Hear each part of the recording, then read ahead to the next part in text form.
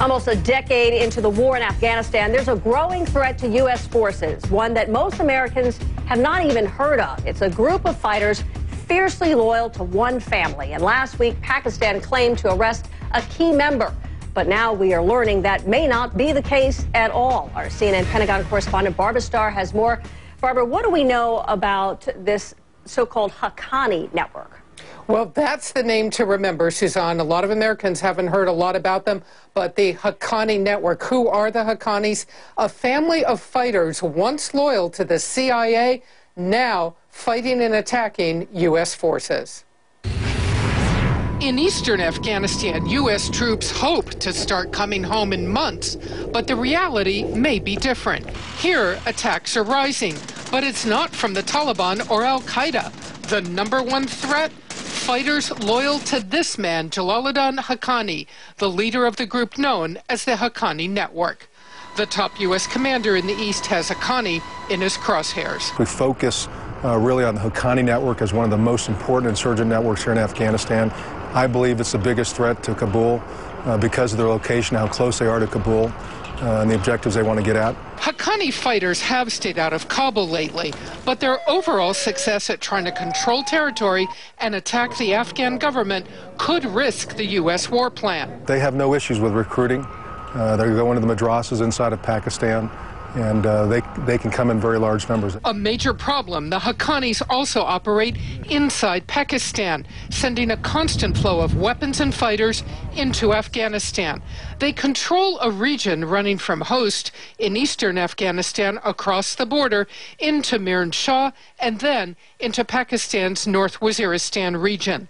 Last week, Pakistani intelligence officials said they arrested Nasiruddin Haqqani, the leader's son, on the road from Peshawar into North Waziristan. It would have been a huge intelligence coup. Nasiruddin is considered the money man, but a U.S. official says there's doubt the incident ever happened, telling CNN there's been no indication that Nasiruddin was detained recently. A senior U.S. military official tells CNN there's every reason to believe the Pakistani intelligence service, the ISI, protects the Haqqani network, something Pakistan officially denies. But some believe there's easy proof. The arrest may have been an effort by the Pakistanis to show they were cracking down. The Pakistani intelligence service, at a minimum, turns a blind eye, because if they were actively fighting against them, we would have been more successful by now. Now, General Campbell says every time Haqqani fighters attack U.S. troops, the Haqqani fighters are defeated. But there is also evidence, officials say, that the Haqqanis protect top al-Qaeda operatives, perhaps even Osama bin Laden and his associates, all underscoring one of the crucial problems 10 years into this war. How do you succeed in Afghanistan if you can't take hold and do something about those safe havens across the border in Pakistan? Suzanne?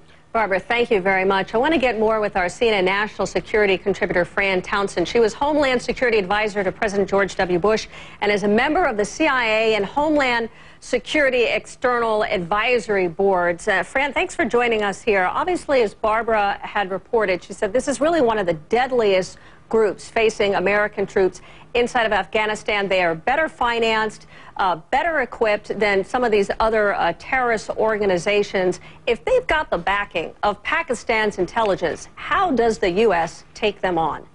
Well, Suzanne, your point is probably the most important one, and that is we haven't been very successful at all in North Waziristan, and because the Pakistani ISI, the Pakistani military, has been unwilling to go in there. Why? Because of this relationship with the Haqqani network. The Haqqani network is one of three major enemies that our U.S. and coalition forces face. There's the Haqqani network, the Taliban, and of course people understand Al-Qaeda. These have slightly different aims, but they come together to fight a common enemy in the United States and coalition forces. And because in the Haqqani network they're often doing business with Pakistani officials, those are their real allies. How does the U.S. approach this formidable foe? Well, it's been very, very difficult. I mean, look, we've encouraged the Pakistanis on their side of the border to become more aggressive, and truthfully, they have over time, with the exception of North Waziristan. And my understanding is senior U.S. officials from the White House and the Defense Department continue to push them to try and get them to actually move offensively in North Waziristan. But until we can get them there, all of our pushing on the Afghan side of the border is helpful, but isn't going to be dispositive in terms of that fight until we can get some action inside North Waziristan. And we've seen, at least reportedly, the White House has stepped up cross-border operations, and that's because we can't get our Pakistani allies to take action. And according to Barbara's report, you know, the Haqqani son, he was arrested, but then that report turned out to be bogus. So how can the United States actually trust Pakistan? Well, I think, in fairness, what you're hearing, you know, Barbara interviewed General Campbell. I had been in the region. I saw General Campbell and General Petraeus. You talk to U.S. and coalition NATO forces, and there's a tremendous amount of frustration because, of course, they see people like the Haqqani network facilitating cross-border coming from bad guys coming from Pakistan into Afghanistan. Remember, in late August, the base and coast was overrun, and that could not have happened without the facilitation of the Haqqani network. And so there's tremendous distrust and frustration on the part of the U.S. and coalition forces. Real quick, Fran, on just to button this up here, President Obama is going to be visiting Pakistan this year. Well, next year, we know. What do you think he can accomplish there by being on the ground? Well, it really is important. The president's presence there, pushing him personally on the Pakistan side to get more aggressive, to stand with U.S. allies and to support them in their fight in Afghanistan, actually does make a difference. Only he can do that and really have it resonate with them. And on another subject, Fran, the Washington Post had a story today about planes that cross over the United States, whether they're delivering cargo or passengers to other countries. They don't land in the United States. They don't go through the same federal screening processes as those planes that actually land in the United States. Is that a security hole in our system?